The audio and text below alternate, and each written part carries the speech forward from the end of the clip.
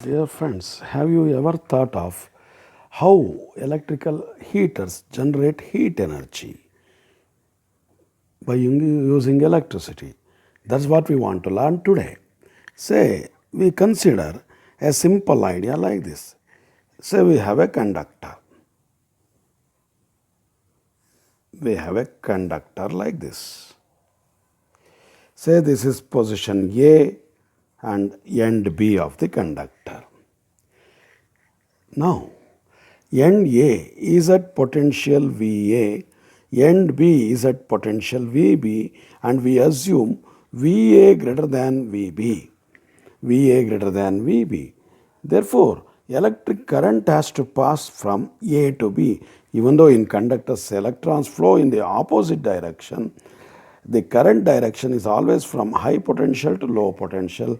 This is what we called long back when we started this chapter as conventional direction of electric current. Therefore, the electric current passes from A to B. The direction of current is from A to B.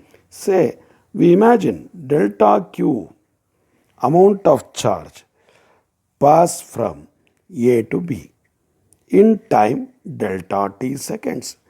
Now we just start learning to write down the potential energy and other concepts. Say, as delta Q is at A in the beginning of delta t interval, the potential energy of delta Q at A is VA into delta Q. And once it moves to B, the potential energy at B for delta Q is VB delta Q. But observe, what is the change in potential energy we calculate? Say change in potential energy delta U equals final potential energy minus initial potential energy. Final potential energy UB minus UA. UB VB delta Q minus VA delta Q. So VB minus VA delta Q, that is delta U, change in potential energy, but I equals delta Q by delta T, or delta Q equals I delta T. Now, if we substitute this back to delta U equals VB minus VA into delta Q, we get, say, delta U, change in potential energy, equals VB minus VA into I delta T. But as VB smaller than VA, so VB minus VA, we write minus V, negative. Therefore, delta U equals minus IV delta T. Here, VB minus VA is written as minus V, so minus IV delta T. That tells us, that negative sign tells us there's a loss in potential energy. That means this loss in potential energy, how it happens or why it happens? Because it moves from high potential to low potential. But from mechanics we know this loss in potential energy should be manifested as change in kinetic energy. This loss in potential energy should be manifested as change in kinetic energy of the charges. But we know from previous class ideas, there's no change in the velocity of the electrons or the charge carriers. They acquire average velocity. Therefore, there's no change in kinetic energy also. Then where does this energy gone? That is the question now to think of. In fact, that energy gone or that loss is utilized when the charges collide with the ions there in the metal while they move from A to B, and once they collide, they lose their kinetic energy. That loss is appearing like this without rise in the kinetic energy. Therefore, we can simply write this delta K that to be appeared is appearing as delta W, the work done against the collisions. Therefore, we can simply write the delta W equals IV delta T. Observe, I am changing the minus sign now into positive because delta W is the work done against the collision. So that amount of work is done and so much of energy is seen as loss in the potential energy. That's why I have taken positive there. Therefore, now if I write delta V by delta T, which is power, which is IV. So this power, what is work done in moving charge delta Q from A to B, is in time delta T. That is, it is appearing as heat energy, that is in given time. Therefore, this is the expression for electrical power. This is the one which is helping us to produce heating effects in the conductors. What helps us to heat the water in geysers and to cook our food in electrical heaters. So this is the expression for electrical power. By using Ohm's law, we can also write two more expressions for the power. We know that the Ohm's law V equals I into R. Therefore, P equals I into, for V if I substitute I into R, that is I square R. And same way, another expression for power is I square R. In the same manner, if we substitute for, say, in case of P equals IV, if we substitute for, say, I as V by R into V, so which is V square by R, this is another expression for the power. So we now know two expressions for the power. First one, P equals I square R. Second one, V square by R. And the first one, what we have proved, I into V. These are the three expressions what we actually learnt for power: I square R, V square by R, IV. So with this, how the flow of charges to be maintained even under the loss of potential energy? For that, as we learnt, continuous potential difference to be maintained. That is possible by using chemical energy in the form of cell or battery, what we use in day-to-day life. Now we are all set to learn about cell, how it works. So not the chemical reactions and all those things. We think of it from the point of view of physics. So we start with that now.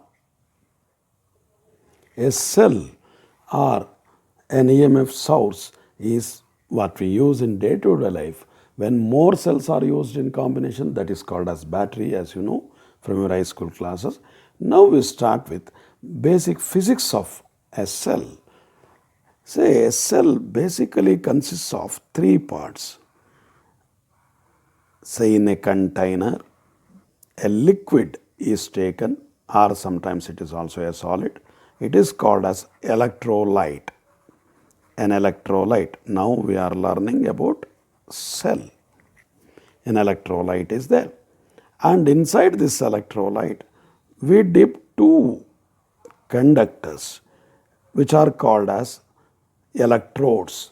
One we call as P, another we call as N. P stands for positive, N stands for negative in the cells. And this electrolyte, we imagine, this is filled up to this level. Now, due to chemical reaction with the metals P and N with the electrolyte, they create some potential difference. Say we imagine point A in the liquid, in the electrolyte, point B also in the liquid, and say P electrode, the metal plate, when interacts chemically with the electrolyte, creates a potential difference, say V plus, between the plate P and point A, say point A in the electrode near to P. So P plus is potential difference between P and point A in the electrolyte.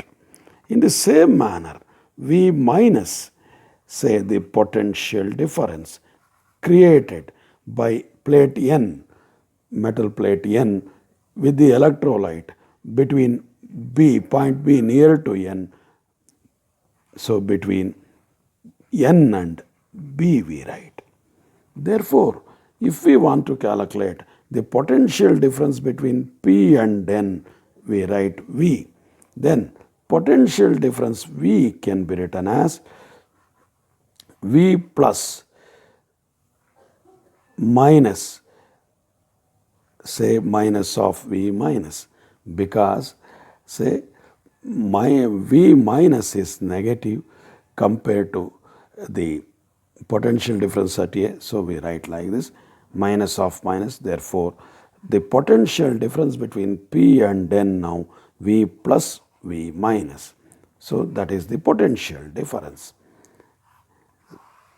Now observe, this potential difference V between P and N, when nothing is connected, that is V plus V minus, is what we call as EMF. EMF E is written as V plus V minus, and it is denoted by E.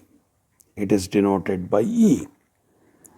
Now, with this idea, we proceed on to next concept here in this. See, if we connect external resistance to this cell, what happens we want to learn. Say this is the cell again, and this is the positive plate, this is the negative plate, P and N, P and N. Then there is an external resistance connected now. We take this resistance as R, external resistance R connected there. Again the solution is there, and this is point on the electrode, this is A and this is B and this is N cathode. Now we write the potential difference V between P and N.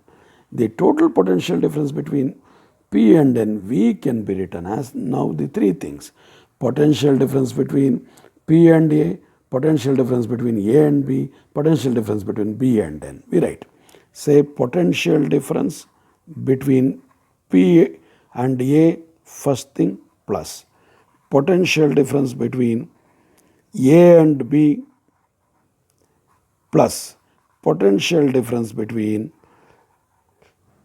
B and N.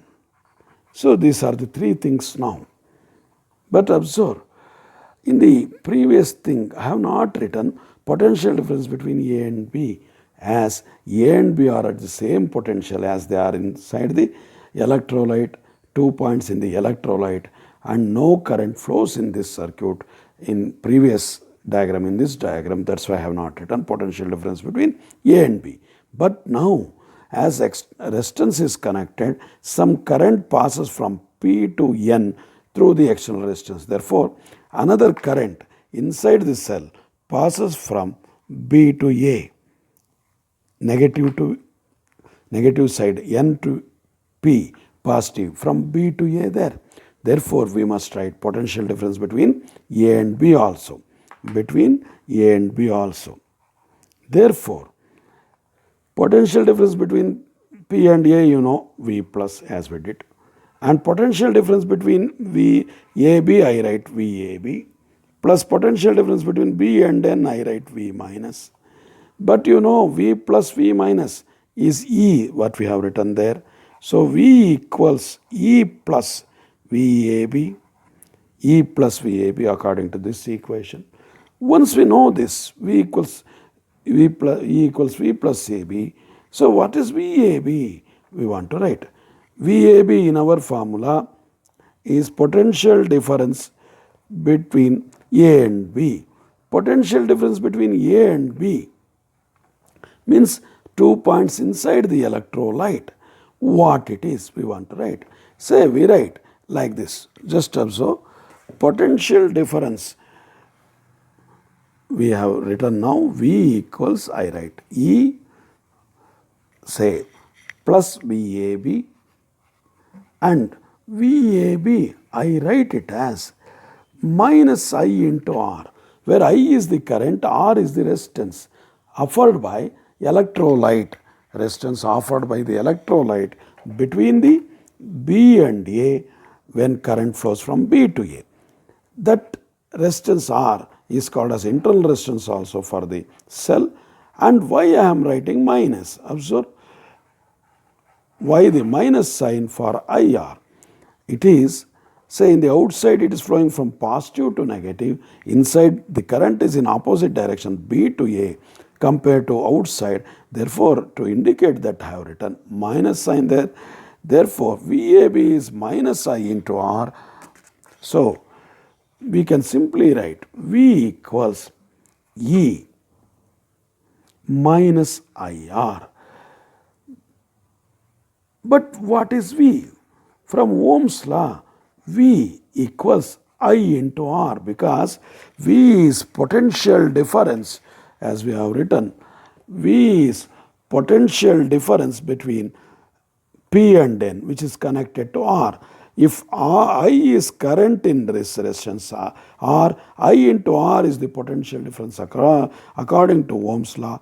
IR equals V. Therefore, according to Ohm's law, V equals IR. If we substitute that there, IR equals E minus IR, R. Therefore, finally, I into R plus R equals E, or I equals E by R plus R. This is the expression for current in a simple circuit consisting of a cell and the resistances. Say I equals E by R plus R. This expression to be proved, to be learned to prove E by R plus R, where R is external resistance, small r is internal resistance, E is EMF. So this derivation to be learned. Let me go through this derivation once again very quickly. Just observe. We start with this. A cell is a chemical device which converts chemical energy into electrical energy. It basically consists of an electrolyte, liquid or solid, and in between, in the electrolyte, two electrodes are, that is metal plates are fixed. They are called as P and N. P stands for positive, N stands for negative. And due to chemical reaction with electrolyte, P plate, P metal plate, electrode, creates a potential difference with the electrolyte and itself, that is V plus, potential difference between P and A here. And in the same manner, N, due to its chemical reaction with the electrolyte, it creates potential difference between B and N. We call it as minus. That means, observe, V minus is the smaller potential and N is in still lower potential. That's why we take it as minus there. Therefore, total potential difference V between P and N is V plus minus of minus V minus. Therefore, V plus V minus, and EMF equals V plus V minus. We call this sum as EMF, the electromotive force, which helps us to continuously maintain the potential difference in the circuit. Now, we can also define electromotive force. Later we go for that. For the time being, now observe. If we connect an external resistance R between P and N in the cell, now the potential difference across P and N can be written as potential difference between P and A. P means plate and the A, nearby point in the electrolyte. as we did in the first case, plus potential difference between A and B between 2 points in the electrolyte. This should be taken now because a current passes. In the previous case, when no resistance is connected between A and B, no potential difference is there, we have not written it.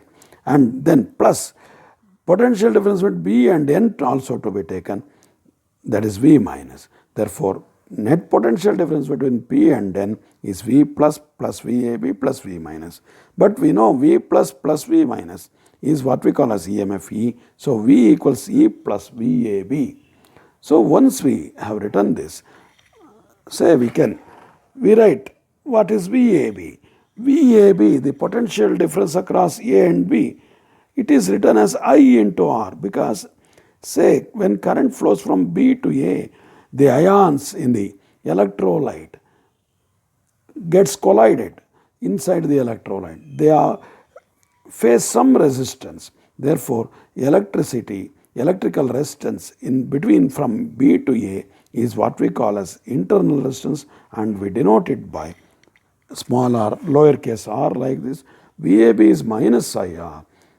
Therefore, if we substitute that y minus sign, before going further we have to think of y minus sign because outside current flows from P to N, inside the cell current flows from B to A. That means in the reverse direction. To show that reverse direction we have added minus sign there. V equals E minus IR, but V according to Ohm's law, potential difference across P and N, which is nothing but potential difference across external resistance R. Therefore, V equals IR. IR equals, say substitute it here, E minus IR. Take this IR, small IR into this side. I into R plus R is E. I equals E by R plus R. This is the expression for current generated by a cell. We need to learn this derivation. There I conclude this session. In the next session we continue with the other concepts.